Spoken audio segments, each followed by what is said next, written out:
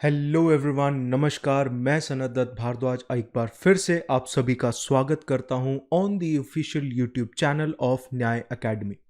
ना अगर आप पहली बार इस चैनल पर आ रहे हैं तो आप सबसे अनुरोध करूंगा कि नीचे दिए गए सब्सक्राइब बटन को ज़रूर हिट कीजिएगा और उसी के साथ साथ एक बेल आइकन भी दिया गया है, उसे ज़रूर दबा दीजिएगा। कारण क्या है कि आपकी और हमारी दूरी जो है उसे हमें दूर कर देना है। जब भी हम important pieces of information and important analysis of any issue particularly for UPSC civil services examination जब भी हम लेकर आए तो आप सबके फोन्स की घंटी बज जानी चाहिए।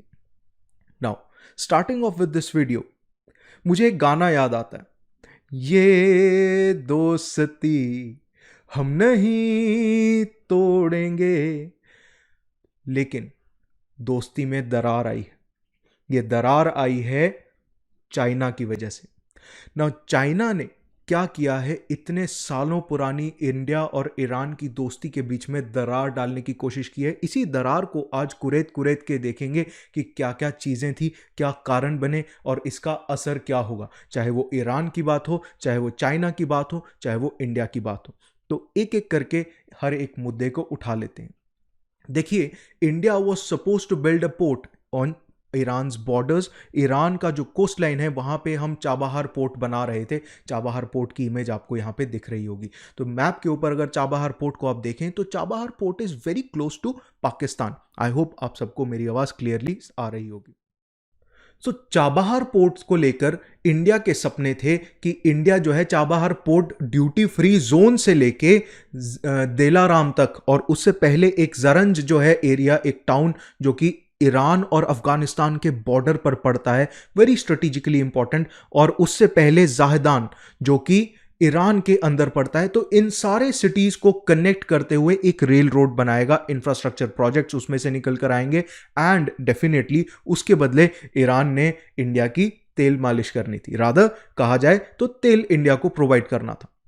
Now China has now piggy backed on this entire idea, और इसके ऊपर पिगी बैक करते करते चाइना ने इस आइडिया को अपना बना लिया है।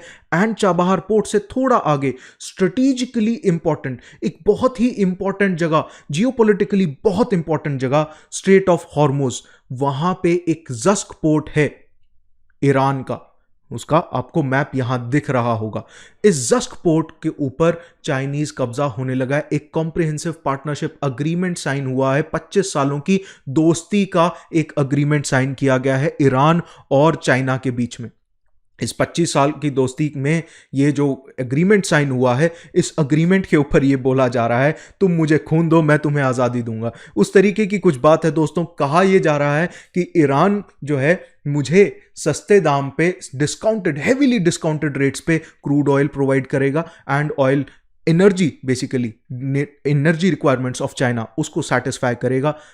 चाइना उसके बदले में 100 projects over a span of 25 years वो हैंडल करेगा, जिसके अंदर इंफ्रास्ट्रक्चर प्रोजेक्ट्स होंगे, रेल रोड्स होंगी, और आपको पता है 5G टेक्नोलॉजीज होंगी जो कि चाइना के अंदर बहुत तेजी पकड़ रही। नाउ इंडिया के रेपरकशंस क्या हैं, चाइना के क्या रिपरकशंस हैं, ईरान के क्या रिपरकशंस हैं, फटाफट से इन चीज़ों को देख लेते हैं। After this video you will not have to take up any other newspaper, any other video for that matter. आप इस चीज़ का अगर आप नोट्स बना लेते हैं, इस एनालिसिस का अगर आप पॉइंट वाइज नोट्स बना लेते हैं, तो you want be requiring anything else.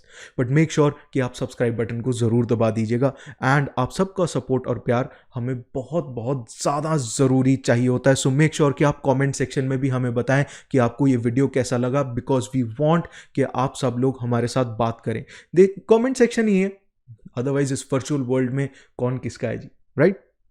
Now India Iran, we were working on something. Chabahar port was to counter Chinese imperialism. जो ये नए तरीके का इंपीरियलिज्म चाइना कर रहा था, उसको काउंटर करने के लिए इंडिया का एक बहुत ही स्ट्रॉन्ग एलाय था, and that was Iran, because Iran could have been the key to India's energy requirements. लेकिन पहले तो इंडियन ओशन रीजन में, और अब इधर मिडिल ईस्ट में एंड सेंट्रल एशिया में थ्रू ईरान, चाइना अपना इंपीरियलिज्म यहां तक लेकर आ रहा है। कारण क्या है?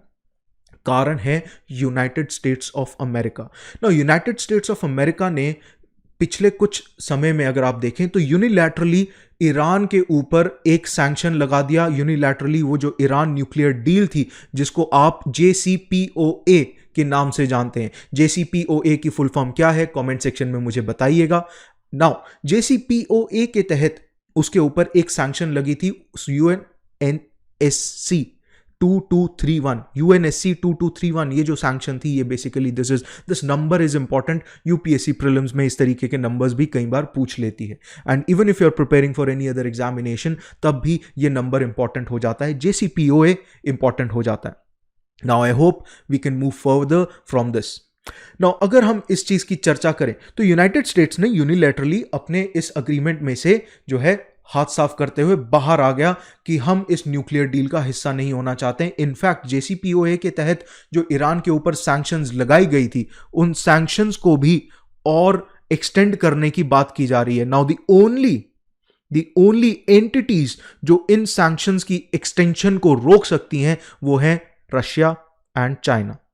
तो ईरान कोशिश यही कर रहा है, बिकॉज IMF ने अभी रिसेंटली ये बात बोली कि ईरान की इकोनॉमी 6% से कॉन्ट्रैक्ट कर रहेगी अगले आने वाले साल में, 6% से कॉन्ट्रैक्ट कर रहेगी।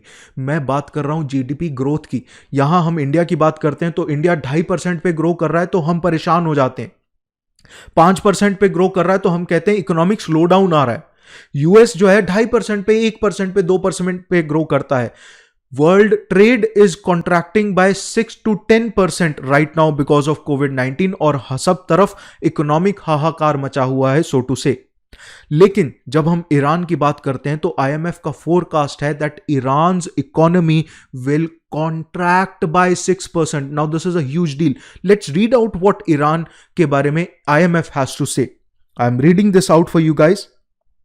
मेक श्योर कि आपको ये साथ में लिखा हुआ जो टेक्स्ट दिख रहा है इसे आप मेरे साथ जरूर पढ़िएगा, this is important. Now Iran has been isolated and its infrastructure is in shambles. Over a period of time, this will receive an upgrade. From the Chinese point of view, Iran would present a very major energy, economic, geopolitical, and logistical partner and a very crucial role player in the BRI. Now, this was something IMF had to say in one of its documents. लेकिन इसमें दो repercussions हैं। एक तो ये कि 6% से contract कर रही है, that is clearly a sign of economic slow down, that is clearly a sign of the fact कि ईरान की इकोनॉमी शैम्बल्स में है। Apart from that, it had to point out, because it is a US backed organization, it had to point out that China जो Iran के अंदर investments कर रहा है, it is because of its BRI, Belt and Road Initiatives। देखिए कहां से बात कहां जा रही है। Belt and Road Initiative is something जो कि चाइना की एक स्ट्रैटेजी है for middle east and for central Asia particularly. Middle east is a side product, a by product.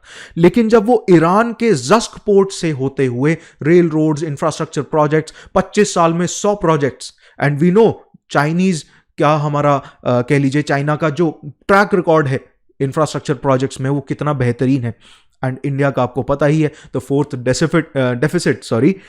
Deficit that we have in India, that is the implementation deficit, the fourth deficit. हमारे यहां implementation का ही सारा रौला पड़ता है। Now when we talk about Iran, तो Iran का चाइना के साथ जो ताल्लुकात है वो इस वजह से बहुत इंपॉर्टेंट हो जाता है because China and Russia, these are the two entities जो एक्सटेंशन ऑफ JCPOA सैंक्शंस हैं इन UNSC उसको वीटो कर सकती हैं। That is the first thing. China के लिए ईरान स्ट्रेटेजिकली इंपॉर्टेंट है because almost entire world is cutting off from China. लेकिन चाइना अब ह्यूज पॉपुलेशन, उसकी एनर्जी रिक्वायरमेंट्स को अगर सस्टेन करना है, China is a cash surplus energy market और उसे यहां पे एनर्जी का रॉ मटेरियल मिलता है, that is crude oil, and that too on discounted rates. अगर चाइना जस्क पोर्ट को कंट्रोल करना शुरू कर देता है, जस्क पोर्ट मैंने अभी आपको दिखाया था, अभी फिर से मैं आपको यहां पे दिखा रहा हूं, अगर स्ट्रेट ऑफ हॉर्मुज के इतने करीब आ जाता है चाइना, तो चाइना एक तीर से दो निशाने लगा रहा है। पहला, यूएस की हेजिमनी इन दिस रीजन उसको कर्टेल करने की कोशिश कर रहा है एंड अपना दबदबा बना रहा है, no doubt about it. Belt and road initiative उसका जो थॉट प्रोसेस है उसके इन लाइन है, ईरान के साथ उसके रिलेशंस। लेकिन दूसरी चीज, इंडिया को काउंटर करने के लिए वहां बैठ रहा है, बिकॉज इंडिया वाज ट्राइंग कि चाबहार पोर्ट से इंडिया पाकिस्तान के काउंटर कुछ एक चीज खड़ी कर सके। Now Chabahar port was strategically important for India, a very important port, a very important project. Reason being, Chabahar port India को अफगानिस्तान के साथ और बेहतरीन तरीके से जोड़ता था, पाकिस्तान को बाईपास करते हुए। दूसरी चीज, यही चाबहार पोर्ट इंडिया का यही चाबहार पोर्ट इंडिया का एक गेटवे था into central Asia. Now that gateway is being bypassed and वहां पे जस्क पोर्ट के ऊपर इंडिया का चाइना के साथ अब आमना सामना होने वाला है। In fact Iran is offering certain projects, certain places in the Chabahar duty free zone. So ये बहुत इंपॉर्टेंट एक डिसीजन हो जाता है ईरान की तरफ से, बिकॉज ईरान सब तरफ से ऐसे क्लस्टर में बंधा हुआ है। ईरान की बात करें तो इकोनॉमिक सैंक्शंस की वजह से इंडिया बहुत बार उससे बहुत सारी चीजें नहीं ले पाया। इंडिया की पेमेंट्स रुक गई, ईरान की पेमेंट्स रुक गई, इंडिया का क्रूड ऑयल रुक गया। Now Iran could have looked at two places. Iran जो है दो जगह पे और देख सकता था। अगर हम चाइना को सोचें कि चाइना को बाहर कर देना चाहिए था ईरान को, China should not have been entertained, because most of the people in Iran they were very of the involvement of Chinese. तो अगर ईरान जो है चाइना को बाहर करता तो ईरान के पास सिर्फ दो ऑल्टरनेटिव्स थे, India and European union. Now European union because of US sanctions could not enter into Iran. European union जो है एज अ मार्केट ईरान में नहीं जा सकती थी, ईरान के ताल्लुकात वहां पे ज्यादा स्ट्रांग नहीं हो सकते थे। लेकिन given the fact that India is a really strong diplomacy, India की जो इंडियन फॉरेन सर्विसेज है इतनी स्ट्रांग है, we are very good negotiators as said by Trump himself. So हमने नेगोशिएट करके we had created a room for ourselves. Chabahar port में delay भी इसीलिए हुआ था क्योंकि ईरान के ऊपर सैंक्शंस लग गई थी। So India could not find any negotiator, India could not find any say supplier for products, for manufacturing goods, ताकि वो वहां पे जाके अपने इंफ्रास्ट्रक्चर प्रोजेक्ट को आगे बढ़ा सके चाबहार पोर्ट पे। Now that was the reason why India could not complete the project in time because of these sanctions. लेकिन अभी ये sanctions को वेवर की मिला है यूएस की तरफ से because of India US strong ties. लेकिन अब देखना ये होगा कि ईरान को आगे कैसे चलना चाहिए। देखिए ईरान जिस सिचुएशन में बैठा है, the only way out is quiet diplomacy. The only way out is quiet diplomacy and the only माहिर और शातिर और expert in quiet diplomacy is we ourselves, yours truly, India. So that is why India should always be in the front page, in the front row of Iran world ties. India को Iran को सामने लेकर, साथ में लेकर चलना होगा, तभी बात आगे बढ़ सकती है। And India will have to work its face off कि वो किसी भी तरीके से ईरान के साथ काम करना शुरू करे। We need to start talking with Iran again because they need to know that why Chinese came into being, why Chinese came into being in the entire arena of Iran right now. 2016 से China जो है कोशिश कर रहा है Iran के साथ एक अग्रीमेंट साइन करने के लिए। आज उसने ये अग्रीमेंट साइन कर दिया। It is upon India, the ball is in India's court कि वो फटाफट से इस पूरे प्रोजेक्ट को कंप्लीट करे। Chabahar port needs to be completed as soon as possible. India को यह जल्दबाजी दिखानी होगी, पहली चीज। दूसरी चीज, what India needs to do is India needs to create stronger ties with Iran itself along with United States of America. Now क्योंकि बहुत जल्दी अफगानिस्तान के अंदर तालिबान की से बढ़ने वाली है, बिकॉज तालिबान की से को बढ़ाने वाला है यूनाइटेड स्टेट्स ऑफ अमेरिका। तो इस वजह से that regime change might influence Iran as well. तो इंडिया नहीं चाहता है कि अफगानिस्तान में डेमोक्रेटिकली इलेक्टेड गवर्नमेंट की जगह पे तालिबान जैसे ही एक एंटिटी आ जाए। सो इस वजह से even Iran would not want that. So on those grounds, for a collective good of India, Iran and Afghanistan, India will have to create good ties with Iran, or rather उसको वापस से उस पुरानी दोस्ती को याद कराना पड़ेगा ईरान को, ताकि बहुत जल्दी हम जो है बेहतरीन सिचुएशन में पहुंच सकें ना। अगर मैं पूरे वर्ल्ड का एक सिनेरियो देखता हूं, the entire world is going anti China as of now. अगर मैं ओवरऑल सेंटिमेंट की बात करूं, I know most of the countries they still are trading with China, no doubt, क्योंकि बहुत जगह पे इन्वेस्टमेंट्स हो रखी हैं, कई चीजें ऐसी हैं जो ऑलरेडी आ चुकी हैं। फॉर एग्जांपल इंडिया की अगर हम बात करें तो हम बहुत बार ये कह देते हैं कि चाइनीज प्रोडक्ट्स ना लीजिए। अब जो प्रोडक्ट्स ऑलरेडी आ चुके हैं उसको आपको ना लेने से तो यहाँ के लोकल डीलर्स का नुकसान होता है। So that is something that we need to understand, that जो अग्रीमेंट्स, जो डील्स, जो कॉन्ट्रैक्ट्स ऑलरेडी साइन हो चुके हैं, so most of the countries they are not willing to forgo those agreements और let alone back off or backtrack from those contracts. So what is happening is the entire world is thinking negatively about China. China already अपना imperialism south China Sea में दिखा चुका है। China already अपना imperialism, अगर मैं कह सकता हूं इसको neo imperialism 2.0 if I have to say, South China Sea में दिखा चुका है। फिलीपींस के साथ उसका झगड़ा है, जापान के साथ उसका झगड़ा है, साउथ कोरिया के साथ उसके टाइज इतने स्ट्रांग नहीं रह पाते हैं। फिर उसके बाद अगर मैं बात करूं साउथ ईस्ट एशिया की, most of the countries in South East Asia are very of China. China खुद एक एक्सपोर्ट ओरिएंटेड रिजीम थी। Now that export oriented regime is losing ground because of the fact कि बहुत सारी countries Chinese products को inwards नहीं आने दे रहे हैं, उनका इंपोर्ट्स जो है बंद कर रहे हैं। And on that note China के अंदर सिविल अनरेस्ट होना शुरू हो रहा है, because it was always an export oriented country. इसकी पूरी इकोनॉमी जो है एक्सपोर्ट्स के ऊपर बेस्ड थी, डोमेस्टिक डिमांड के ऊपर काम कभी किया ही नहीं गया। अनलाइक इंडिया, जहां पे आप और हम we are more like consumers, हम चीजें कंज्यूम ज्यादा करते हैं, हम खर्चा ज्यादा करते हैं, we like to spend more and more on consumer products. Now when that happens, we become a very big market, and that is why most of the companies, they will be shifting from China and they should come to India. When I say they should come to India, that means कि India में आनी चाहिए।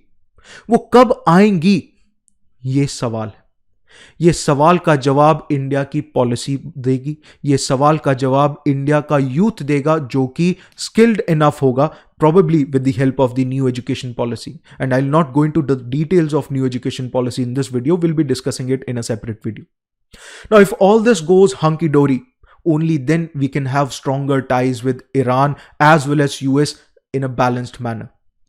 Until then, ये मान के चलिए कि Chinese hegemony Iran के ऊपर बढ़ने वाली है, and the only thing that we can do to counter it for now is robust our infrastructure projects. उनको रोबस्ट करें, उनकी इंप्लीमेंटेशन को फटाफट से कंप्लीट करें, उनको कंप्लीशन पर लेकर आएं, and in certain manners China की हेजिमनी को यूएस के इन्वॉल्वमेंट के साथ कंट्रोल करें। We should also be very of US's involvement as well, that is a given, because US is more और less a dealer in the international market, उसको पैसे से मतलब है। So if we consider all these areas, it is a very, very phenomenal period to become an IFS officer, because अगर आज आप एक IFS officer बनते हैं, probably आप एक नए world order में enter करते हुए IFS join करेंगे।